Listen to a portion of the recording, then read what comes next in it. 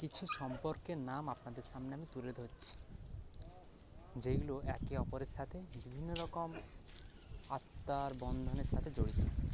বাবা মা, ভাই বোন, কাকু কাকিমা, জেঠু জেঠিমা, এছাড়াও স্বামী স্ত্রী ইত্যাদি বর্গগণ।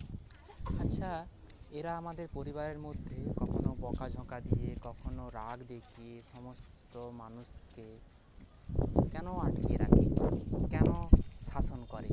এর পেছনে হয়তো আমরা একটু মন খারাপ করে বসে পড়ি বা ভাবি, কিন্তু এরা আমাদেরকে এই কারণেই শাসায় বা এই কারণেই বকাবকি করে যাতে আমরা ভালো থাকতে পারি।